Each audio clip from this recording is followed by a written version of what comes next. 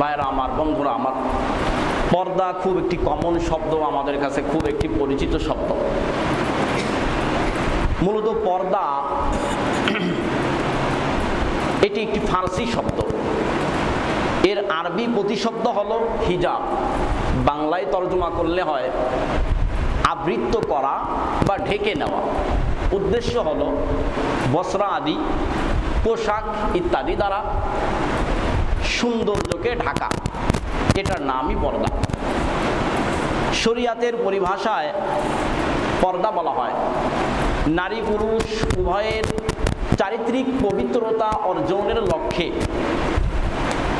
উভয়ের মাঝে শরিয়াত কর্তৃক যে আবরণ বা আড়াল রয়েছে, শরিয়াতের পরিভাষায় এটাকেই মূলত বলা হচ্ছে পর্দা।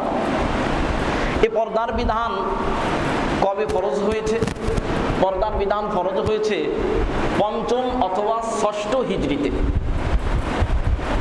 ৫ম অথবা ৬ষ্ঠ হিজরিতে। কিভাবে ফরজ হলো? ভাইরা আমার, বন্ধুরা আমার, বুখারী শরীফের হাদিস হযরত আনাস রাদিয়াল্লাহু তাআলা আনহু থেকে বর্ণিত আছে। হযরত আনাস রাদিয়াল্লাহু তাআলা আনহু বললেন, হযরতে ওমর ফারুক রাদিয়াল্লাহু তাআলা আনহু একবার নবী করিম সাল্লাল্লাহু আলাইহি ওয়াসাল্লামের কাছে গেলেন।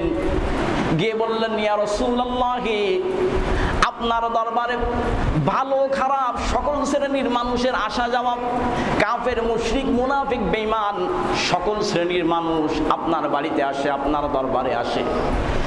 কার মনে কি আছে তা আল্লাহ ভালো জানে। অনেকে হয়তো কুদৃষ্টি আছে, কুদৃষ্টি ইত্যাদি থেকে বাঁচানোর জন্য আপনি যদি আপনার স্ত্রীদেরকে পর্দায় থাকার আদেশ করেন তাহলে মনে হয় ভালো হতো। আল্লাহ রাব্বুল আলামিনের দরবারে হযরত ওমর রাদিয়াল্লাহু তাআলা আনহুর এই পরামর্শটা খুব পছন্দ হলো। হযরত ওমর নবীকে পরামর্শ দিচ্ছেন, আপনার দরবারে বহু মানুষের আসা যাওয়া আছে, ভালো খারাপ সকল শ্রেণীর মানুষ আসা যাওয়া করে, তো আপনি একটু আপনার স্ত্রীগণকে পর্দা করতে বললে মনে হয় ভালো হতো। আল্লাহ রাব্বুল আলামিন এর পরপরই পর্দার আয়াত নাযিল করেন। আল্লাহ রাব্বুল আলামিন বলেন, ওয়া ইযা সাআলতুমুহুন্না মাতাআন ফাসআলুহুন্না মিন ওয়ারাই হিজাব। যখন তোমরা কোনো বেগানা নারীর কাছ থেকে, গায়রে মাহরাম নারীর কাছ থেকে তোমাদের কোনো কিছু প্রয়োজন হয়, কোনো আসবাব ইত্যাদির প্রয়োজন হয়, তখন তোমরা সরাসরি নয় বরং পর্দার আড়াল থেকে সেটা গ্রহণ করো। পর্দার আড়াল থেকে তোমরা এটা গ্রহণ করো।